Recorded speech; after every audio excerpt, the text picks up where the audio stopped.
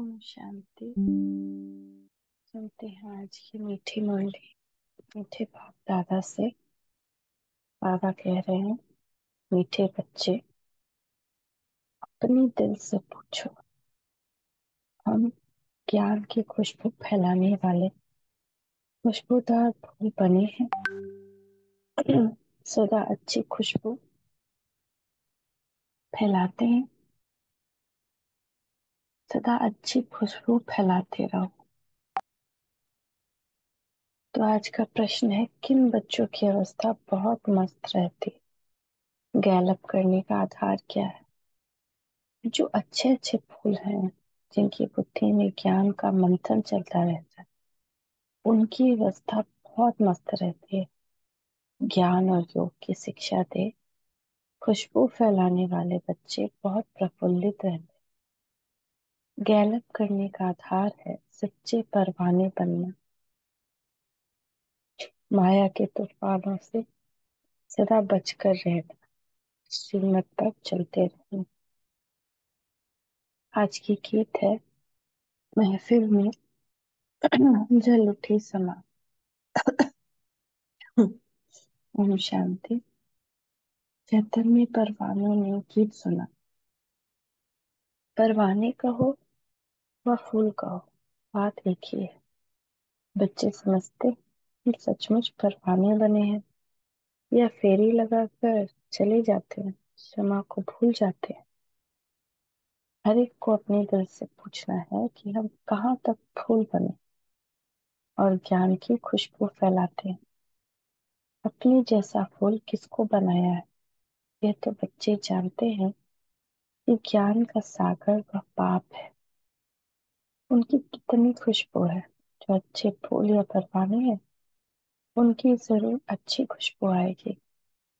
वो सदैव खुश रहेंगे, औरों को भी आप समान फूल व परवाने बनाएंगे। फूल नहीं तो कली बनाएंगे। पूरे परवाने वह है जो जीते जी मरते हैं, बलि चढ़ते हैं अथवा ईश्वरीय औलाद बनते हैं। कोई साहूकार किसी गरीब के बच्चे को गोद में लेते हैं तो बच्चे को साहूकार के गोद में आने से फिर वह माँ बाप ही याद आते रहेंगे। फिर गरीब की याद भूल जाएगी। जानते हैं कि हमारे गरीब माँ बाप है, परंतु याद साहूकार माँ बाप करेंगे जिनसे धन मिलता है। सन्यासी साधु आदि है, वह भी साधना करते हैं, मुक्ति धाम में जाएं। सभी मुक्ति के लिए ही पुरुषार्थ करते हैं, परंतु मुक्ति का अर्थ नहीं समझते। कोई कहते हैं ज्योति ज्योत समाएंगे, कोई समझते हैं कि निर्वाण धाम जाने से ज्योति में समाना व मिल जाना नहीं कहा जाता। यह भी समझते हैं कि हम दूर देश के रहने वाले हैं, इस गंदी दुनिया में रहकर क्या करेंगे। बच्चों को समझाया है, जब कोई से मिलते हो तो यह समझाना कि यह बना बनाया ड्रामा है। सत्युग त्रेता द्वापर कलयुग और फिर अब है संगम युग। सत्युग के बाद त्रेता का भी संगम होता है।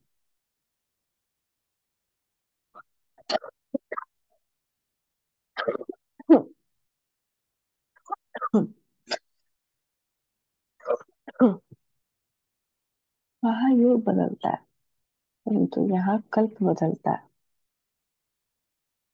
आप कोई युगे युगे नहीं आते।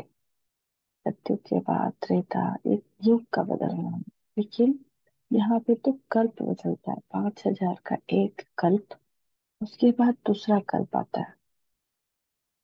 भाव कोई युगे युगे नहीं आते। हर एक युग में सत्युग त्रेता द्वापर इन सब में नहीं आते। इसे मनुष्य समझते हैं। बाप कहते हैं, जब सब तमो प्रधान बन जाते हैं, कलयुग का अंत होता है, ऐसे कल्प के संगम पर मैं आता हूँ। युग पूरा होता है तो दो कला कम होती है। जब कोई भी युग पूरा होता है तो दो कला कम होती है। जिस सत्युग से त्रेता हुआ, दो कला कम। त्रेता से द्वापर हुआ तो 8 कला कम, और अब 0 कला। तो जब पूरा ग्रहण लग जाता है, 0 कला हो जाती है, इस चंद्रमा 16 कला होता है, 16 दिन में अमावस्या आता है। ऐसे ही जब आत्मा का अमावस्या आता है, पूरा काला हो जाता है, ग्रहण लग जाता है, तब मैं आता हूँ। ग्रहण लगता है विकारों का ग्रहण। बाबा कहते हैं कि ये चांद सूरज और ये सब जो चक्कर बनाए है ना, ये सब भी तुम्हारे याद में ही बनाए। तो जैसे तुम 16 कला से 0 होते हो, ऐसे ही चंद्रमा भी अपनी जर्नी पूरी करता है। कि इनको देख के भी तुमको याद आए, चंद्रमा को देख के याद आए, सूर्य को देख के सूर्यवंशी चंद्रवंशी ये सब याद आए, तारों को देख के तुमको अपना स्वरूप याद आए। मैं युगे युगे श्री नहीं आता हूँ, जब ग्रहण लगता है तब आता हूँ। यह बात बाप बैठ परवानों को समझाते हैं, हम आत्माओं को समझाते हैं। इन परवानों में भी नंबरवार, कोई तो जल मरते हैं। परवाने क्या करते हैं? क्षमा पे जल मरते हैं। कोई फेरी पहन चले जाते हैं, श्रीमत पर चल नहीं सकते। अगर कहाँ श्रीमत पर नहीं चलते तो फिर माया पछाड़ती रहेगी। श्रीमत का बहुत गायन है। श्रीमद् भगवत गीता कहा जाता है, शास्त्र तो बाद में बैठ बनाए हैं।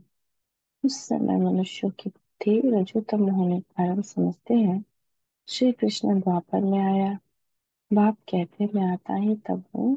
आदि सनातन देवी देवता धर्म वाले मनुष्य गुम हो जाते हैं, परंतु ये भूल जाते हैं कि हम ही देवी देवता धर्म वाले थे, अपना हिंदू धर्म कह देते हैं। यह कड़ी से कड़ी भूल है। भारतवासी जो देवता धर्म के पुजारी हैं, उनको पूछो तुम किस धर्म के हो, तो कहते हैं हम हिंदू धर्म। अरे तुम पूछते किसको हो? भारतवासी अपने धर्म को नहीं जानते। जैसे क्राइस्ट क्रिश्चियन क्राइस्ट पूजते हैं, बुद्धिस्ट बुद्ध को पूजते हैं, देवी देवता को पूजने वाले क्या बन गए? देवी देवता धर्म के। लेकिन हम अपने आप को हिंदू बोलते हैं। यह भी ड्रामा में नूंद है। हम हिंदू को थोड़ी पूजते हैं, देवी देवता को पूजते हैं। तो जब भूले तब तो फिर मैं आकर सनातन देवी देवता धर्म की स्थापना करूं। सत्युग में है ही एक धर्म। यह बातें बाप बैठ समझाते हैं। जो विश्व के मालिक थे वे खुद ही भूल जाते हैं, तो अब बाकी औरों की बात ही क्या है। यह एक ही बाप है जो आकर दुख धाम से निकाल सुख धाम का मालिक बनाते हैं। तुम कहेंगे अभी हम नर्क के मालिक हैं, दुनिया को तमो प्रधान तो बनना ही है।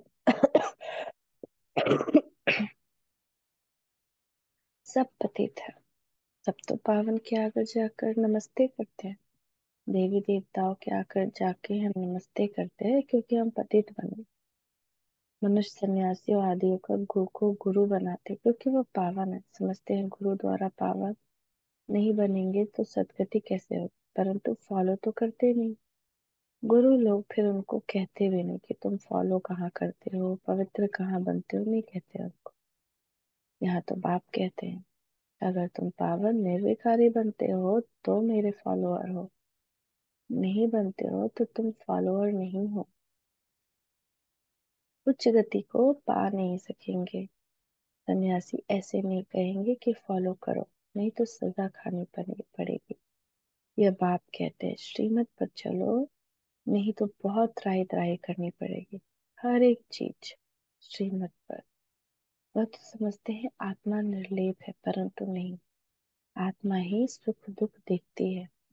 यह कोई भी समझते नहीं। बार बार समझाते हैं बच्चे, मंजिल बहुत भारी है।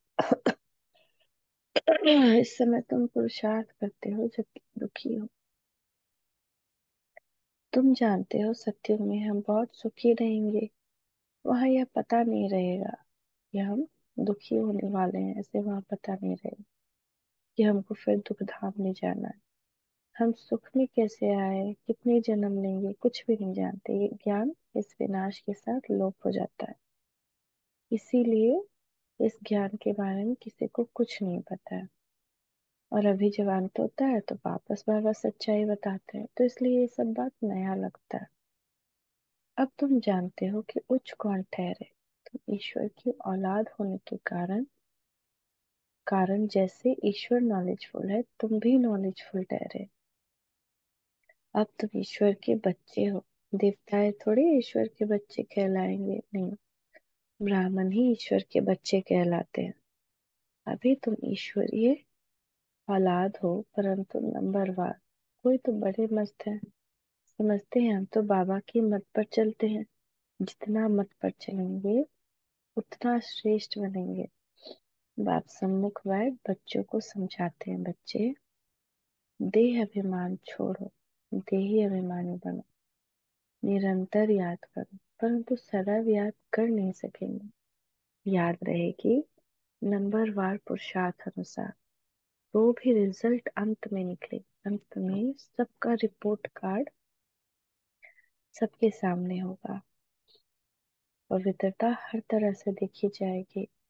संबंध में पवित्रता है कि नहीं, मन वचन कर्म में पवित्रता है कि नहीं, संबंध संपर्क में पवित्रता है कि नहीं, खान पान में पवित्रता है कि नहीं, हर एक चीज का मार्क्स मिलेगा। और हर चीज में पवित्रता नहीं तो वापस विकार खत्म नहीं हो सकता। किसी न किसी तरह से विकार सब वापस आ जाएगा। काम क्रोध लोभ मोह का जड़ से खत्म नहीं हो सकता। बाप तो है ही सुखदाता। जैसे कहीं गए और विकारी खाना खा लिया तो तुरंत वो असर दिखाई देता है। किसी का बनाया चाय पी लिया तो तुरंत वो असर दिखाई देता है। तुरंत वो क्रोध, वो पुराना संस्कार सब वापस आने लगता है, या उनका जैसा क्रोधी संस्कार है वो हमारे में आने लगता है। बाप तो है ही सुखदाता। ऐसे नहीं, दुख भी बाप ही देते हैं। बाप कभी बच्चे को दुख नहीं देते। बच्चे अपनी उल्टी चलन से दुख पाते हैं। बाप दुख दे नहीं सकते। कहते हैं, हे भगवान, बच्चा दो तो कुल वृद्धि को पाएगा। बच्चे को बहुत बहुत प्यार करते हैं, बाकी दुख अपने कर्मों का ही पाते हैं। अभी बाप तो बच्चों को बहुत सुखी बनाते हैं। कहते हैं, श्रीमत पर चलो। आश्रीमत पर चलने से तुम दुख पाते हो। बाप बच्चे बाप और टीचर बड़ों की आज्ञा न मानने से दुखी होते हैं। दुखदाई खुद बनते हैं, माया के बन पड़ते हैं। ईश्वर की मत अब तुमको अभी मिलती है। ईश्वरीय मत की रिजल्ट 21 जन्म चलती है, फिर आधा कल्प माया की मत पर चलते हैं। ईश्वर एक ही बार आकर मत देते हैं। माया तो आधा कल्प से ही है, मत देती ही रहती है। माया की मत जब स्टार्ट होती है तभी धर्म ग्रंथ बनते हैं, और माया की बुद्धि से ही बनते हैं। इसीलिए उसमें सच्चाई गुम कर देती है। माया कहाँ से कहाँ कौन कौन कहानी में फंसा देती है। माया की मत पर चलते 100% दुर्भाग्यशाली बन पड़ते हैं। जैसे आज संसार माया में कितना गुम हो गया है। टीवी, न्यूज, कार्टून, मूवीज सबको कितना पसंद है। जैसे ये मुस्लिम ही धर्म है, इसमें टीवी देखना और मूवीज देखना, गाना देखना सख्त मना है। पर ऐसा कितना मुस्लिम है जो एक भी दिन बिना मूवी के रह ही नहीं सकता। मना क्यों किया गया, अब समझ में आता है। ये उसपे लिखा हुआ है कुरान पे। ये सब करना ना, फिल्मी गाना सुनना, ये सब उसमें अपवित्रता है। लेकिन आज हर कोई सिर्फ 30 दिन रोजा में भले कम सुने, लेकिन जैसे ही 30 दिन खत्म हुआ फिर से वही। तो जो तो पूरा दुनिया में जो भी धर्म भी आया, उसको भी बाबा इसीलिए भेजे कि उसके द्वारा कुछ कुछ मैसेज भी दे। लेकिन सब उससे अच्छा बात सीखने के बजाय धर्म बना दिया। तो जो अच्छे अच्छे फूल हैं वो इसी खुशी में सदैव मस्त रहेंगे। नंबर बात तो है ना, परवाने कोई तो बाप के वंश श्रीमत पर चल पड़ते हैं। अक्सर करके गरीब ही अपना पूरा पोता मिल लिखते हैं। साहूकारों को तो डर लगता है कि हमारे पैसे न ले लें। साहूकार के लिए बड़ा मुश्किल है। बाप कहते हैं मैं गरीब निवाज हूँ। दान भी हमेशा गरीब को ही दिया जाता है। जैसे सुदामा की कहानी है, चावल चपटी ले, उनको महल दे दिया। सूरज भाई जी बता रहे थे, कोई कोई माताएं आती है, उनके हाथ में जो रहता है 100 200 मुट्ठी बांध के मुट्ठी के अंदर दे देते हैं कि बाबा के पेटी में डाल देना। तो अभी भी ऐसे ऐसे लोग हैं जिनके पास 100 ही रहता है, 200 ही रहता है, तो बाबा को अर्पित कर देते हैं। तो ऐसे ही जो सुदामा है, तो जो देते हैं उसके बदले उनको चावल चपटी ले उनको महल दे देते हैं। तो वो गरीब, समझो कोई के पास 25 50 रुपया है, उनके एक दो आना देते, साहूकार 50,000 दे तो भी इक्कल हो जाता है। इसलिए गरीब निवाज कहा जाता है। साहूकार लोग को तो कहते हैं हमको फुर्सत नहीं मिलती क्योंकि पूरा निश्चय नहीं है। तुम हो गरीब, गरीबों को धन मिलने से खुशी होती है। उनको भी ज्ञान धन, शक्तियों का धन, बहुत सारे धन दे रहे हैं। बाबा ने समझाया यहाँ के गरीब वहाँ सत्यों में साहूकार बन जाते हैं और यहाँ के साहूकार वहाँ बहुत गरीब बन पड़ते हैं, क्योंकि मन उनका छोटा होता है। साहूकार का दे हाथ ही नहीं खुलता। कोई कहते हैं हम यज्ञ का ख्याल रखें या कुटुंब का रखें। बाबा कहते हैं तुम अपने कुटुंब की बहुत अच्छी संभाल कर, अच्छा है जो तुम इस समय गरीब हो। साहूकार होते तो बाप से पूरा वर्षा नहीं ले सकते। सन्यासी ऐसे नहीं कहेंगे कि और तो पैसे लेकर अपनी जागीर बनाते हैं, शिव बाबा थोड़ी बनाएंगे। यह मकान आदि सब तुम बच्चों ने अपने लिए बनाए हैं। ये किसकी जागीर है? ये टेम्पररी है, क्योंकि अंत समय बच्चों को यहाँ आकर रहना है। हमारा यादगार भी है, तो पिछाड़ी में यहाँ आकर विश्राम लेंगे। तो जो भी ये मधुबन बना है ना, जो बाबा के अच्छे बच्चे होंगे, बहुत बाबा के दिल तख्त वाले बच्चे, अंत समय में सबको सब उन सबको बाबा वहां भेज देगा और वहां विश्राम करेंगे। वहां पे कोई खतरा नहीं आएगा, कोई आपदा नहीं आएगी। वहां जैसे दुनिया की सारी तकलीफ से दूर रहेंगी। जो अंत में हुआ वो पिछाड़ी में होगा। जैसे जो शुरू में हुआ, तो शुरू में भी जैसे चारों तरफ लड़ाई झगड़ा चल रहा था और ये लोग सिंध पाकिस्तान में थे, 14 साल तपस्या के अंदर थे। उसके बाद वहां से वो लोग माउंट आबू चले गए। तो 14 साल वो लोग माउंट आबू में उस किले के अंदर, महल के अंदर, राजा का पहला पुराना महल था उसको ही वो लोग ले लिए थे, वही अब इतना बड़ा बन गया है। तो उसने ही वो 14 साल तपस्या की। तो बाहर बहुत कुछ हो रहा था, वर्ल्ड वार हो रहा था, लेकिन यहाँ पे किसी को बाहरी दुनिया का कुछ पता नहीं था। सब तपस्या में मगन थे। ऐसे अंत में होगा। बाबा की जितने अच्छे अच्छे बच्चे हैं सबको बाबा वहां पहुंचा देगा, और बाकी तुमको विनाश वहीं पे टीवी की तरह दिखाई देगा, लेकिन एकदम खुशी में रहेंगे वो लोग। उनको सत्यम दिखाई देगा, कृष्ण दिखाई देगा, कृष्ण का आना दिखाई देगा, उनका बड़ा होना दिखाई देगा। बिल्कुल बाबा उनका जैसे इंटरटेनमेंट करते रहेगा वहां बैठा करके। तो बाबा ये कह रहे हैं कि ये जो बनाया है जागीर इतना बड़ा, ये किसके लिए है? तो टेम्पररी, लेकिन अंत समय बच्चों को यहाँ आकर रहना है। हमारा यादगार भी तो यहाँ है। वहां पे ही दिलवाड़ा टेम्पल है, उस दिन लगा हुआ है कि ब्राह्मण तपस्या करके देवता बने। पूरा पिक्चर से, मूर्तियों से ये सब दिखाया गया है। सुदर्शन चक्र घुमाया। तो पिछाड़ी में यहाँ आकर विश्राम लें, बाप के पास भागेंगे वह जो योग युक्त होंगे। जो दिन रात बाबा की याद में रहेंगे उनको बाबा का मैसेज वो पकड़ पाएंगे कि बच्चे ट्रेन पकड़ो और रवाना हो जाओ। तो जो योग युक्त रहेंगे ना, वही वहां पे जा सकेंगे, उन्हों को ही मदद भी मिलेगी। बाप की बहुत मदद मिलती है। तुम जानते हो हमको यहाँ बैठ विनाश देखना है। बाबा भी वही बता रहे कि यहाँ पे ही बैठ कर सब लोग विनाश देखेंगे, बड़े आराम से वहां पे रहेंगे। तो हम लोग को ऐसा तपस्या करना है कि अंत समय में भूकंप और बाढ़ और इन सब में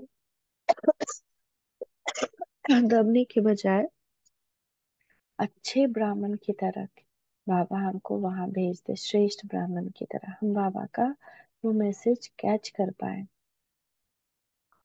जैसे शुरू में बाबा ने तुम बच्चों को बहलाया, तो पिछाड़ी वालों का भी हक है। तो जैसे शुरुआत में सब दादियों को दीदियों को बाबा ने पूरा बहलाया, बहुत राजकुमारियों की तरह रखा। उनका ब्रेकफास्ट ही ड्राई फ्रूट्स रहता था।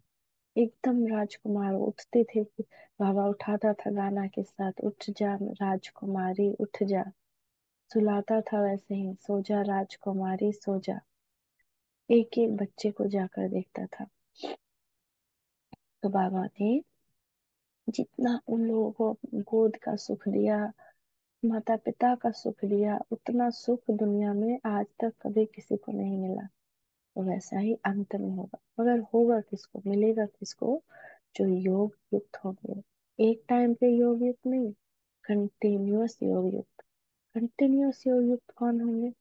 जो कि व्यर्थ से मुक्त होंगे, बात बात में दुनियादारी में नहीं जाएंगे, अंतर्मुखी रहेंगे, गंभीर रहेंगे, अंदर ही अंदर बाबा की याद में मगन रहेंगे। जैसे इसका अनुभव मुझे हुआ बोट पे। बोट पे जब गए तो सब लोग डांस कर रहे थे, बट बाबा की इतनी सुंदर किरण मुझे बोट बोट पर मिल रहे थे कि सबके बीच रहते हुए, सब कुछ को देखते हुए, हंसते हुए, क्लैप करते हुए भी मन बिल्कुल मगन था बाबा में। तो इतना सुंदर लग रहा था वहां पे, ऐसा अनुभव बहुत सुंदर लग रहा था कि आहा। और जब वेव्स डोल रहा था तो सब ऐसा, अंतर्मुखता क्या होता है कि सब बाहर मुखता को भी अंतर यात्रा कर ले जाओ। तो ये डोल रहा था तो ऐसा लग रहा था कि दुनिया का बोट भी अब डोल रहा है, कभी भी विनाश हो, कभी भी पलट सकता है। जैसे शुरू में बाबा ने तुम बच्चों को बहलाया, तो पिछाड़ी वालों का भी हक है। उस समय ऐसे फील करेंगे जैसे बैकुंठ में बैठे हैं, बहुत नजदीक होते जाएंगे। तो उस समय सबको इतना सुंदर अनुभव कराएंगे बाबा, जैसे कि उनको वैकुंठ में ही, जैसे उस माहौल में ही बिल्कुल रखेंगे कि सब एक समझ में आएगा, फील होते रहेगा कि आहा, हम तो अब ये बन रहे हैं, हम तो अब ये बन रहे हैं। यह तो समझते हैं हम यात्रा पर हैं, थोड़े समय बाद विनाश होगा, मगर जो श्रीमत पर नहीं चला है, पवित्रता का एक भी धारणा कम है, फिर वो योग योग युक्त नहीं रह सकता। और योग युक्त नहीं रह सकता तो बाबा का मैसेज कैच करके वापस माउंट आबू जा भी नहीं पाएगा। इसलिए बहुत बहुत केयरफुल रहना, कोई भी काम नहीं आएगा पिछाड़ी में, चारों तरफ दौड़ा दौड़ी होगा।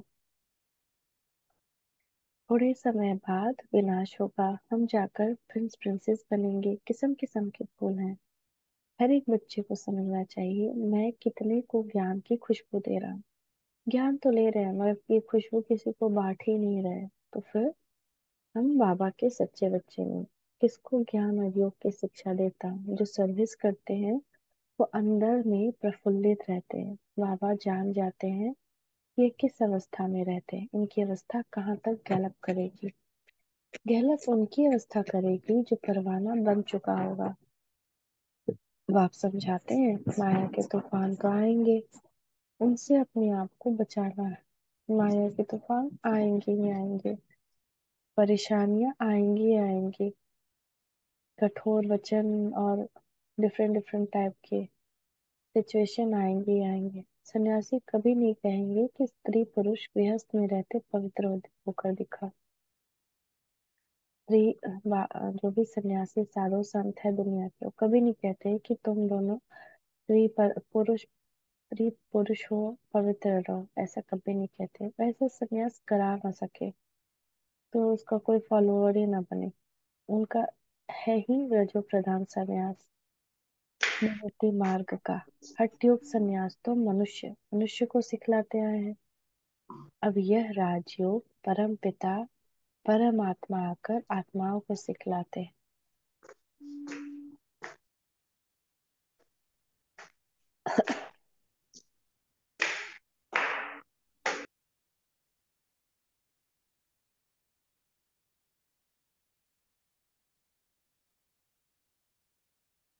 ये ज्ञान सिर्फ परम पिता परमात्मा और ये आज्ञा सिर्फ भगवान ही दे सकता है कि पवित्र रहो।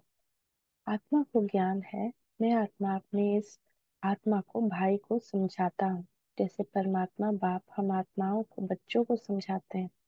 हम भी आत्मा है, बाप हमको सिखलाते हैं, हम फिर इन आत्माओं को समझाता हूँ। परंतु यह आत्मा पने का निश्चय न होने से मनुष्य को समझाते हैं तो तीर नहीं लगता। बाप कहते हैं हम तो आत्माओं से ही बात करते हैं, मैं परमात्मा तुम आत्माओं से बात करता हूँ। तुम कहेंगे हम आत्मा सुनती हैं, आत्मा को सुनाती हैं। ऐसे तुम देही अभिमानी हो, किसको सुनाएंगे? तो वह तीर झट लगेगा। अगर खुद ही देही अभिमानी नहीं रह सकते तो धारणा करा नहीं सकते।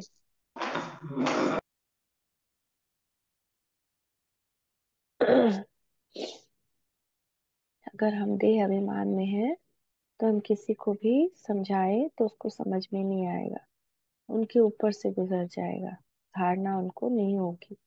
यह बड़ी ऊंची मंजिल है। बुद्धि में यह रहना चाहिए कि हम इन ऑर्गन से सुनते हैं। बाप कहते हैं हम आत्माओं से बात करते हैं।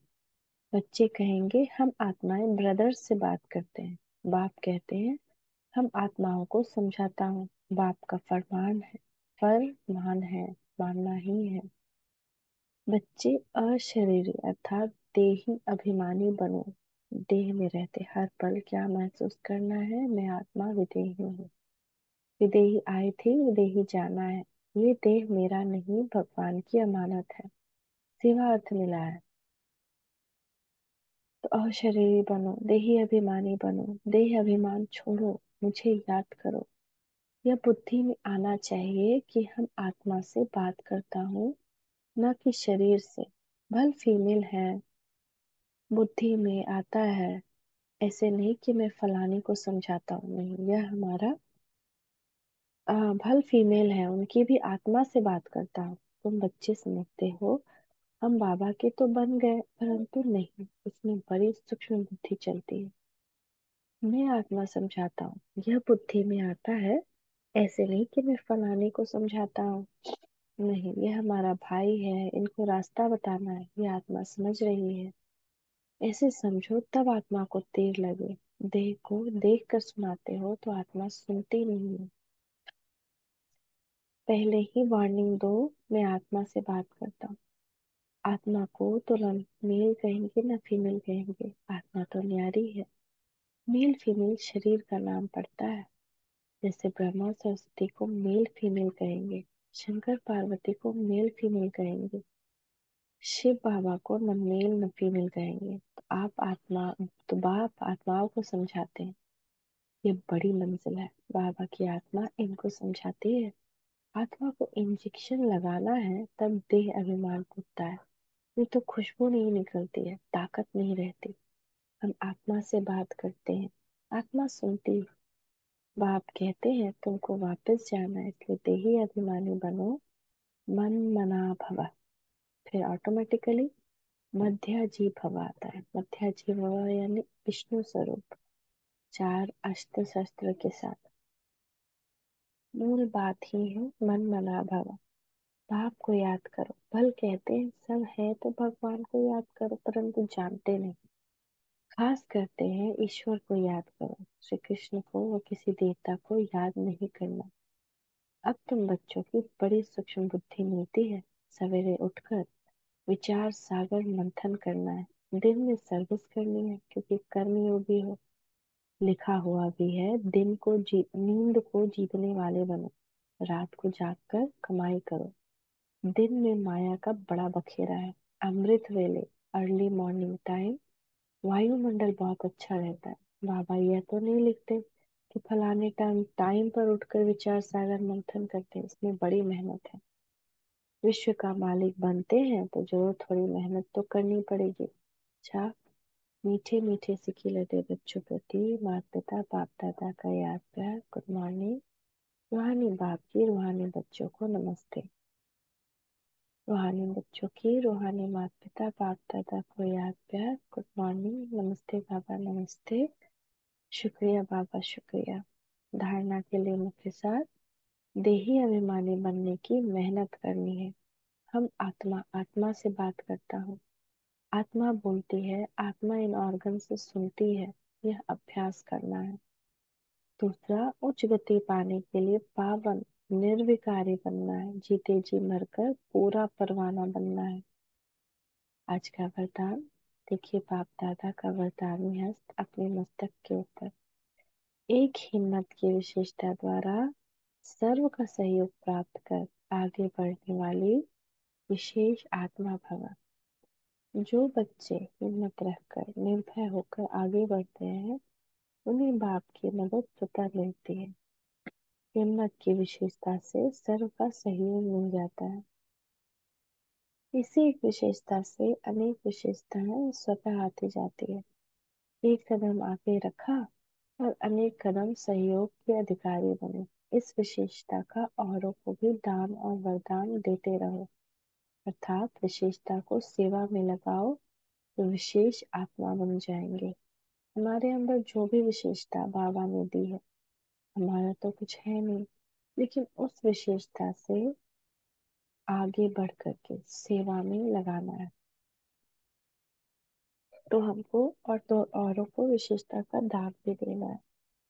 स्लोगन, बुद्धि से इतने हल्के रहो कि बाप अपनी पलकों पर बिठाकर साथ ले जाए। अगर बुद्धि व्यर्थ से भारी है तो आज की मुरली अनुसार हमको योग युक्त नहीं है, बाबा की याद में नहीं है, तो हम बाबा का वो लास्ट मैसेज जो बाबा देने वाला है कि बच्चे अब ट्रेन पकड़ो और मधुबन पहुंचो, वो नहीं सुन पाएंगे, कैच नहीं कर पाएंगे। तो बुद्धि से हल्के रहेंगे, तभी बाबा अपनी पलकों पर बिठाकर साथ ले जाएगा। कुछ में भारी ना हो, जो हर तरह के व्यर्थ से मुक्त रहे। माया आए पर स्वमान में चले जाए या पांच स्वरूप में चले जाए, बुद्धि को बिजी रखें। ओम शांति, ओम शांति, ओम शांति।